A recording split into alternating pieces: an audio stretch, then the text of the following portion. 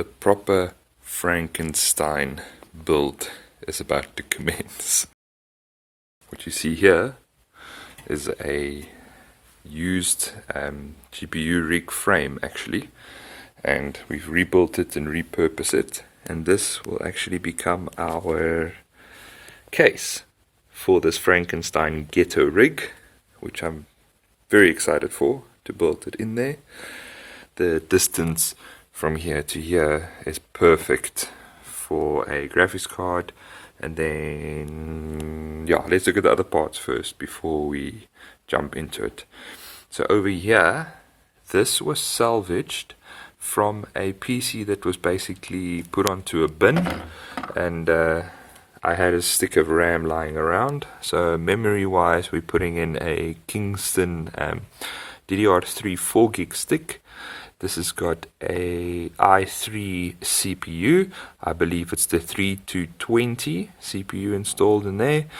And after testing it out, and I didn't want to boot at first, but realized that it's got a faulty RAM module over here. So if you put in two RAM chips, then it doesn't actually post. So I reckon that was the issue with this board, and the whole setup was just chucked out. So we picked that up for nothing. This we also paid nothing for. Secondly, for storage, we have the Toshiba 1TB. This is just a straightforward SATA drive, 2.5 inch. This was given to us because of a SSD upgrade, so this was then also for free. And then the graphics card, which is quite interesting. This is quite a beast. So this is a RX 470 4GB. It's the Gigabyte RX originally, but as you can see over here, it's had some damage, and it had heat damage due to a mining rig that actually caught fire.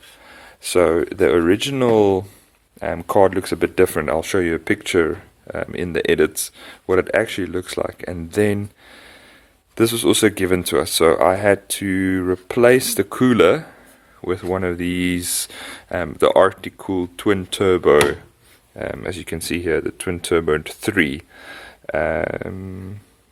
Yeah, it works. I don't think it was installed correctly because of these things that are sticking out, so I don't think it was installed correctly, but that's fine. We can deal with that. This is for the ghetto setup anyway. So other than that, I had to repaste it, and yeah, it's all working. It's got plenty of heat pipes, and the rest of the card actually doesn't look too bad. Maybe needs a clean up, but other than that, it seems okay. Then when we come to the power supply options, this is what we have here. So again, we've got the Voltron branch, which we used before. This is actually not the same one that we used because that PC was already shipped and sold and everything.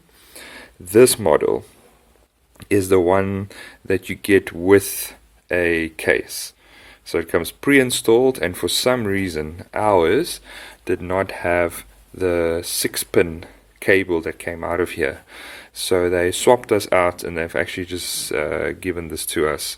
So yeah, this is one that I'm going to use. Didn't pay for it, so this might go into the ghetto rig. If we decide to go with that one, we will need to use cables to get a 6-pin created. So first of all, we will probably need one like this, which is like a SATA cable to 6-pin. And this graphics card, if I'm not mistaken, let's just double check, uses a single 8-pin, so that will be a problem. So we are going to use this adapter as well, which goes from 6-pin to 8-pin. So we're going to go SATA, 6-pin, and then 6-pin to 8-pin. So that's quite a bit of adjustment, and yeah. So secondly, if that doesn't work well for us, as a backup, we've got one of these, which yeah, not the greatest power supply. It's the AeroCool 1200 watt, the KCAS. It's a bronze power supply. It also comes out of a mining setup, and a lot of these power supplies will have burnt terminals like this one here. It's out of warranty, and I hope you can see, but it actually has a missing plastic terminal there that's actually burnt off and came out. So this power supply is not really usable in a normal setup that's worth selling. These cables are also not the original cables. This is from a Raid Max power supply. They do fit and they do work, so we're going to be using those. Even the PCIe cables here are the wrong ones. They're supposed to look like this, like the black, but that's not going to happen, so we're going to give that a bash. I reckon this will work pretty well, and seeing that this is a ghetto style Frankenstein PC, I don't think we will run into any issues there. So now all that's left is just to build it up and install Windows and get this whole setup up and running.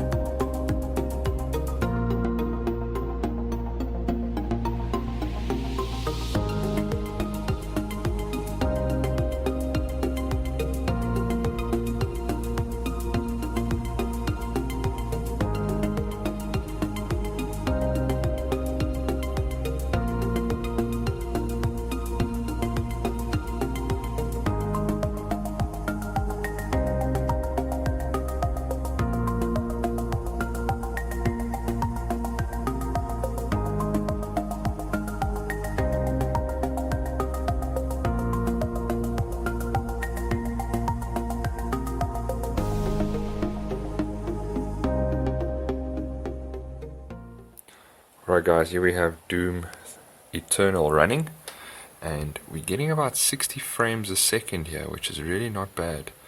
And if I look at the CPU usage, it spikes to about 70%, which is much less than what I anticipated. I thought we were really going to run into trouble. I think it's because we're running on the Vulkan API, so the game looks absolutely amazing, and that definitely helps our frames in this specific title.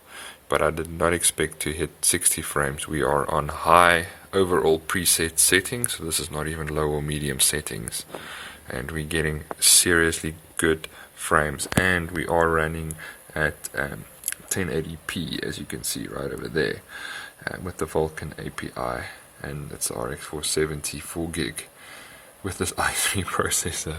I am really impressed. It is so smooth. I'm not having any problems with it whatsoever. It is just super smooth and running. The loading, I think the hard drive struggles, so I think that's our main setback at the moment, and maybe the 4 gig memory. But other than that, this little PC is running like a complete champion. So you got similar results in games like CSGO, and no real surprise that it runs it pretty well at high settings. Power draw was really impressive. We measured it at 186 watt, and that is directly from the wall. So there we have it guys, a scrap ghetto PC built from parts that would basically just been thrown away. or not used in this way. We had to get the correct cables to get the power supply a 6-pin connector so that our graphics card will have enough power, and we had to play around a little bit with the design, but I must say I'm quite happy with this, considering that these parts were doomed to be recycled or thrown away, and it's good to see that we've breathed some new life into these parts, and that it's actually capable of gaming. I mean, Doom Eternal at 60 frames a second for a PC that costs nothing is incredible. So if you like this video, please hit that like button, and don't forget to subscribe and turn on notifications so that you don't miss any of our future videos. And as you can see, this graphics card is absolutely filthy. We will be washing it in our next video, and you do not want to miss that. We're going to use water and maybe even soap. We're going to see what we can do to get this up to scratch. See you next time, guys.